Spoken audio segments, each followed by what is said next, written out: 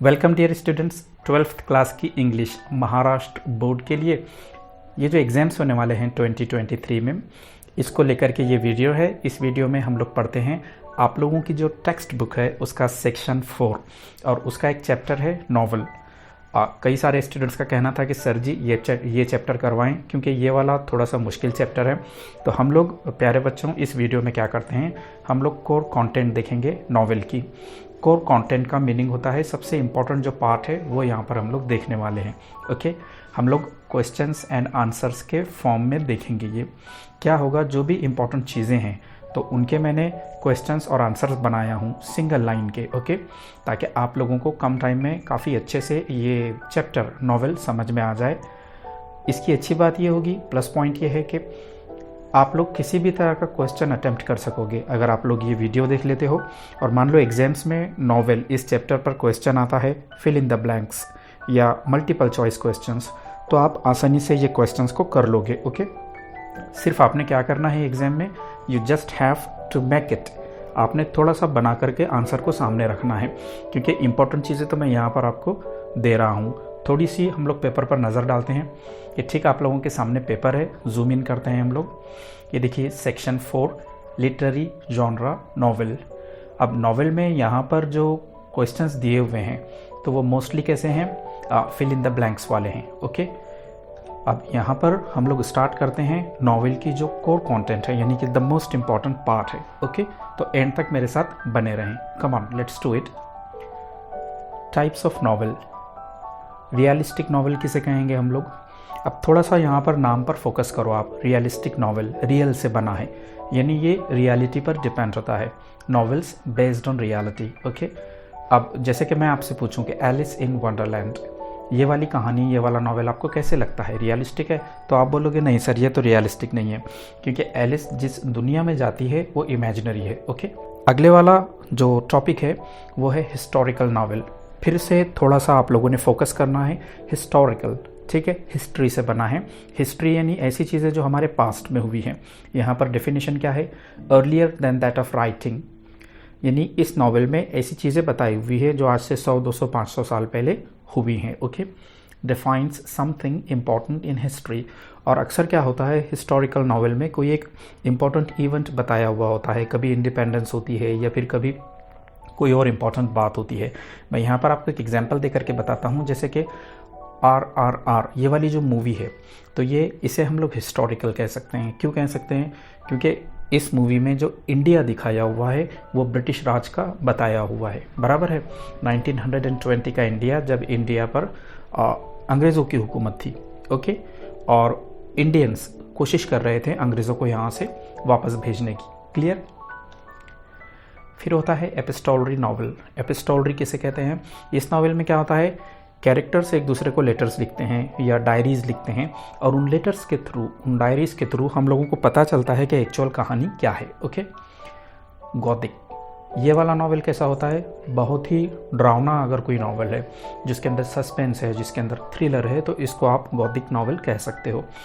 आप लोगों को याद होगा एक इंटरनेट पर वेब सीरीज़ है जिसका नाम है स्ट्रेंजर थिंग्स। इसे आप लोग बिल्कुल गॉथिक कह सकते हो। थोड़ी हॉरर है, थोड़ी मिस्ट्री है, थोड़ा थ्रिलर है इसके अंदर। ओके, अगली जो टाइप है नॉवल की वो है ऑटोबायोग्राफिकल नॉवल। अब यहाँ पर थोड़ा सा इसके मीनिंग को देखो आप। ऑटो यानी खुद के बारे में, बराबर है, सेल्फ। बायो कहते हैं लाइफ को, और ग्राफ यानी डिटेल, यानी खुद की लाइफ की डिटेल्स। अब डेफिनेशन क्या है, story of a person written by himself, यानी एक इंसान जब खुद के जीवन पर कुछ लिखता है, ठीक है, तो हम उसे ऑटोबायोग्राफी कहते हैं। जैसे कि माई एक्सपेरिमेंट्स विद ट्रूथ, ये जो बुक थी इसे M.K. गांधी ने, मोहनदास करमचंद गांधी जिन्हें हम लोग गांधी जी कहते हैं, उन्होंने खुद लिखी थी अपने एक्सपीरियंस के बेसिस पर, तो इसे हम लोग कह सकते हैं ऑटोबायोग्राफी। और अगर किसी पर्सन की लाइफ स्टोरी कोई और लिख रहा है तो उसे आप बायोग्राफी कहोगे। ओके, उसे ऑटोबायोग्राफी नहीं कहोगे, क्योंकि ऑटो यानी सेल्फ। आप अपने जीवन पर खुद लिखो तो वो सेल्फ होता है। ओके, अगले वाला जो है एलेगोरिकल नॉवेल। इसमें क्या होता है, two meanings of a story.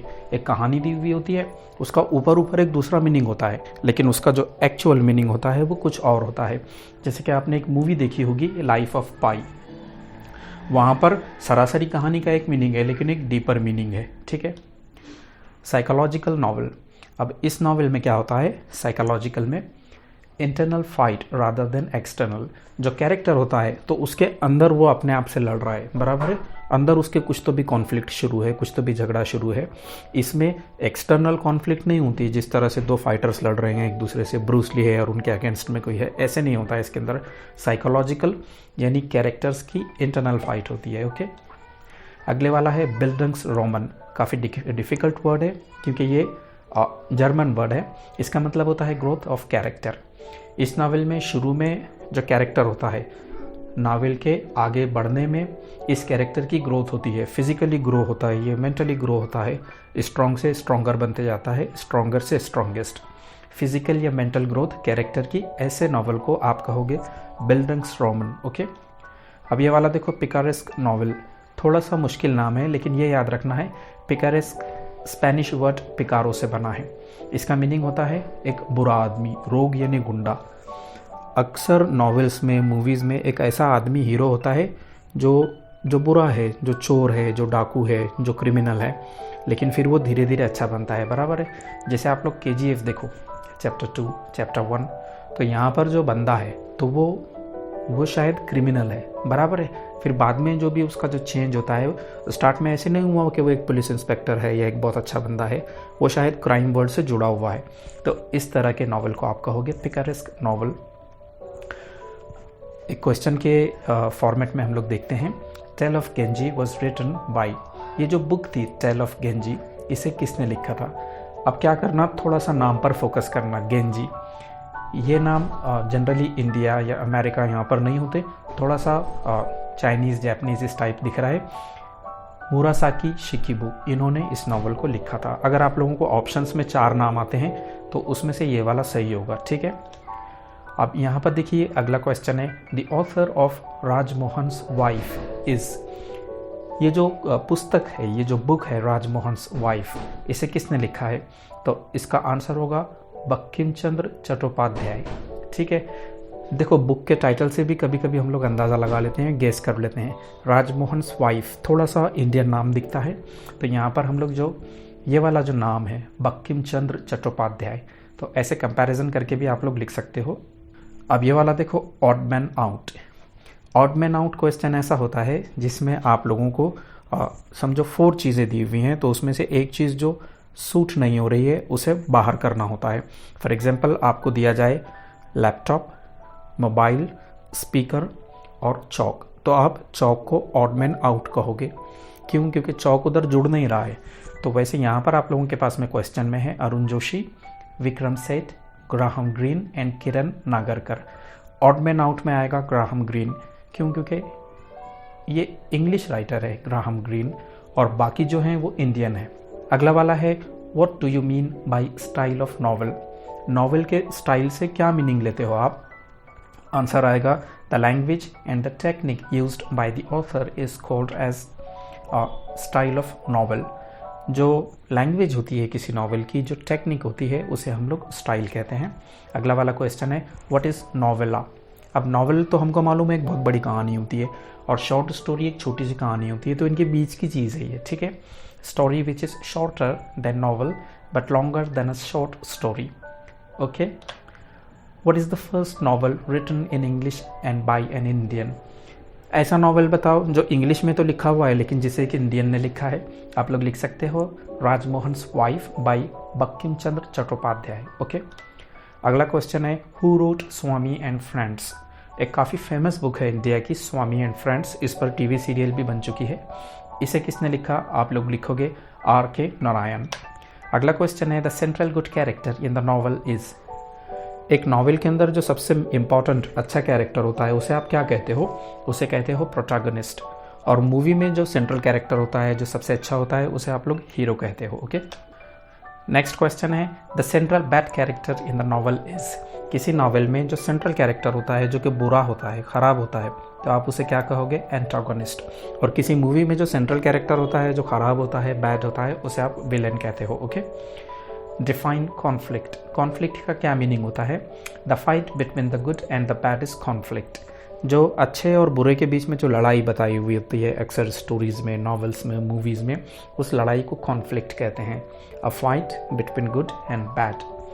Define theme of a novel. हम कहते हैं इस नॉवल का थीम अच्छा है, इस मूवी का थीम अच्छा है। तो थीम से हमारा क्या मतलब होता है? The central idea of a novel is called as theme.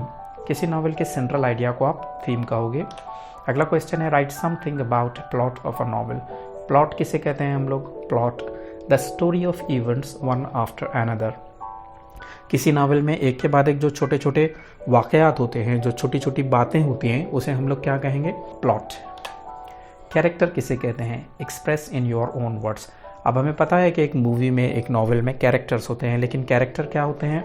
Man कोई आदमी हो सकता है, वुमन हो सकती है, एनिमल हो सकता है, even sometimes a non living being. कभी कभार ऐसे होता है कि नॉन लिविंग चीज़ कैरेक्टर होती है। जैसे एक मूवी है, उसमें एक तूफान आया और उसने काफ़ी लोगों को जो है तो परेशान किया, तो जो तूफान है, जो ट्विस्टर है, तो वो भी एक कैरेक्टर हो सकता है।